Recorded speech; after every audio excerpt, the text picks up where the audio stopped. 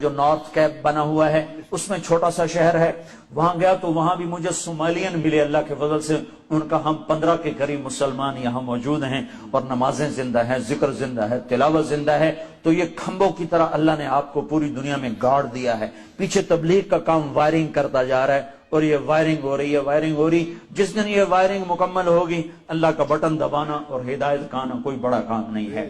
کوئی ہم سے کہے کہ ہدایت لاؤ تو یہ تو نبی نہیں لا سکتے، طارق جمیل کیا لائے گا؟ ہم سے کہے کہ ہدایت لاؤ تو یہ تو نبی نہیں لا سکتے۔ استاد کی بات کر رہے ہیں، وہ استاذ بھی ان سے بڑا گستاخیوں کا مرتکب ہے، لیکن وہ استاذ بھی دو ٹوک اس کے اب سارے کلپ مسلسل آ رہے ہیں جو اس نے بدری کہاں کا تقریریں کی ہوئی ہیں، اب تو ساری دنیا کے سامنے آ رہے ہیں۔ وہ خود کہتا ہے کہ نبی ہدایت نہیں دے سکتا، خود قرآن مجید نے کہا اِنَّکَ لَا تَهْدِي إِلَىٰ صِرَاطٍ مُسْتَقِيمٍ۔ وہ استاذ یہ کہہ رہا ہے کہ نبی بھی ہدایت نہیں دے سکتا، دو ٹوک طریقے سے استغفر اللہ۔ قرآن مجید میں اِنَّکَ لَا تَهْدِي إِلَىٰ صِرَاطٍ مُسْتَقِيمٍ ایک منکر قرآن ہو کر اور قرآن مجید کی صریح تعلیمات کی خلاف ورزی کر رہا ہے، اور ہم اس بات سے شرپسندی کوئی اپنا کرے گا یا باہر کا کرے گا، امپریشن کس بات کا نام ہے؟ ہزاروں لاکھوں امپریشن سرکار کے قدموں کی دھول پر قربان۔ بالکل ہم کیا کہہ رہے ہیں؟ ہم یہ کہہ رہے ہیں بندہ غلطی کر سکتا ہے، اس کا مطلب ہے بندے سے غلطی ہوتی، آپ جائیں گاڑی ٹکرا دیں، آپ جائیں کسی کو جو مرضی ہے کہہ دیں تو آپ بعد میں کہنا کہ ٹھیک ہے جی میں نے معافی مانگ لی۔ آپ تو ایک کلپ نہیں ہے، ان کی تو اب سارے کلپ ہی کلپ ہو گئے ہیں، سوشل میڈیا بھرا پڑا ہے ان سے، اور اس کے جو منٹور ہیں اور اس کا استاد ہے اس سے۔ جتنی بھی انہوں نے گستاخیاں کی ہیں، انحراف قرآن پاک کیا ہے، انکار قرآن پاک کیا ہے، تصریحات کا انکار کیا ہے، سرکار کی گستاخیاں کی ہیں، وہ درجنوں کی شکل میں اس وقت سوشل میڈیا ہمیں اس طرح کے بندوں کا ذکر کرنے کی ضرورت ہی نہیں ہے، کیونکہ اس کے جتنے کلپس ہیں وہ آپ خود پڑھ کے دیکھیں، اس کو سن کے دیکھیں۔ وہ کہتا ہے کہ ہم نے وائرنگ کر دی ہے، ہماری جماعت نے پوری دنیا میں وائرنگ ہم نے کر دی ہے، اور بجلی کا بٹن اللہ نے دبانا ہے تو ہر طرف روشنی ہو جانی ہے۔ اور آگے کہتا ہے کہ ہدایت تو اللہ کا نبی نہیں دے سکتا، میں کہہ دوں گا۔ یعنی استغفر اللہ، اس ساری بات کرنے کے باوجود اللہ معاف کرے، میرا اگر موازنہ کرنا ہے تو مہربانی فرمائیں کسی ایسے بندے سے کریں کہ جو کم سے کم میرے لیے بھی اعزاز کی بات ہو۔ ایک ایسا بندہ جس کا کام ہی اور کوئی نہیں ہے کہ بات کر کے آخر پر آ کر کبھی امام حسین کو معاذ اللہ پاگل کہتا ہے، استغفر اللہ، کبھی کسی کو کچھ کہتا ہے، کبھی سرکار کی بارگاہ میں کہتا ہے کہ ان کے چھوٹے بڑے اگلے پچھلے سارے گناہ معاف ہو گئے۔ سرکار کا یہ انداز تھا بات کرنے کا۔ پھر کبھی وہ سرکار کہتا ہے کہ اے اللہ تعالیٰ تو نیچے آ جا، میں تیرے پاؤں پکڑ لوں۔ یعنی وہ رب ذوالجلال کی بارگاہ، یہ قرآن و سنت کی تعلیمات ہے۔ اور پھر وہ رٹے رٹائے چار ہی لفظ ہیں، وہ یاروں میں رویا، گھروں میں رویا، مزاروں میں رویا، پرچاروں میں رویا، یہ تقریر ہوتی ہے۔ سرکار پاک اس طرح تقریر کرتے تھے۔ سرکار پاک کی تقریر کا انداز تو مکمل طور پہ انتہائی فصیحانہ بلیغانہ اور ان لوگوں تک بھی پہنچتا تھا اور سمجھ ان کو آتی تھی۔ تو ہم تو الحمدللہ انہی کی، اور وہ جس طرح دیوانوں کی طرح ہاتھ مارتا ہے، سرکار پاک صلی اللہ علیہ وسلم کے انداز میں، گفتگو میں وہ ایک جذبہ بھی موجود ہوتا تھا۔ اور صحابہ پاک بیان کرتا ہے کہ جب سرکار تقریر فرمایا کرتے تھے تو آپ کے بغل مبارک کی سفیدی نظر آتی تھی، اور آپ کے شمل مبارک ہے، اس کا استاذ کہتا ہے جس کو کہتے جی اس نے بڑا کیا اور وہ اس کی تقریریں بڑی ہیں۔ کیا اس کی تقریریں؟ 10 تقریریں اس نے رٹا لگایا ہوا ہے، اور ان 10 تقریروں کے اسی لفظوں کو ہیر پھیر کر کے ادھر ادھر کر کے، جس میں وہ دیکھتا بھی نہیں ہے، اس میں کوئی مطالعہ کوئی وہ چیز شامل نہیں ہوتی، اس کی رٹی رٹائی تقریر ہوتی ہے، چند آیتیں چند حدیثیں اس نے رٹا لگایا عبارتوں کا، اور اسی پر وہ سارا کچھ کرتا ہے، اور اسی کے اندر گستاخیاں اپنی شامل کرتا ہے، ساتھ ساتھ کرتا چلا جاتا ہے۔ کہتا ہے کچھ نہیں ہوا، نبی ہدایت نہیں دے سکتا۔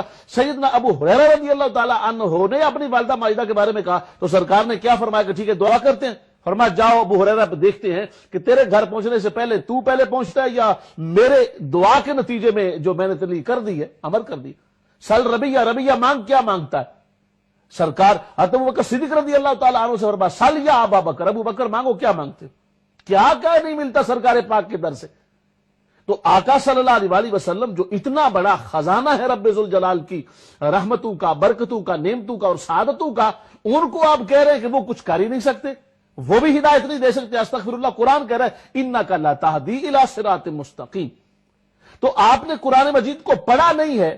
اگر وہ کہتے ہیں اتنا بڑا مبلغ ہے جی، اسمبلی میں جا کے تقریریں کرتا ہے، فلان جا کے تقریریں کرتا ہے، یہ کرتا ہے، اس نے یہ آیت نہیں پڑھی ہے، میں اپنے محترم بھائیوں اور بہنوں سے یہ عرض کرنا چاہتا ہوں جو ان کی وکالت کر رہے ہیں، اور ان کو عرض کرنا چاہتا ہوں کہ ایسی وکالت مت کرو، ایسے لوگوں سے فیور نہ کرو۔ جو سرکار پاک کا وفادار نہیں ہو سکتا وہ کسی کا وفادار کیسے ہوگا؟ اور بات صرف اتنی ہے، اس نے کیا یہ آیت نہیں پڑھی ہوئی تھی، اِنَّکَ لَتَہْدِی إِلَىٰ صِرَاطٍ مُسْتَقِیمٍ، اے میرے محبوب صلی اللہ علیہ وسلم سیدھے راستے کی ہدایت دیتے ہی آپ ہیں۔ انا تاکید ہے، کاف تاکید ہے، لتادی لام تاکید ہے، اتنی تاکیدات کے ساتھ فرمایا محبوب آپ ہی ہدایت عطا فرماتے ہیں۔ تو قرآن مجید کا اگر وہ اتنا بڑا مبلغ ہے اور وہ کہتا ہے کہ میں نے اتنے لوگوں کو یہ کر دیا ہے اور میرا اتنا بڑا کام ہے اور وائرنگ میں نے کر دی، اللہ بٹن دبائے گا استغفر اللہ، اس طرح کی باتیں اللہ پاک کی بارگاہ میں کرتا ہے، یعنی اس کا مطلب یہ ہوا کہ استغفر اللہ تو وائرنگ کرتا ہے، اللہ پاک کی تیری وائرنگ کا محتاج ہے؟ کیسی باتیں کر رہا ہے تو؟ بٹن اللہ دبائے گا؟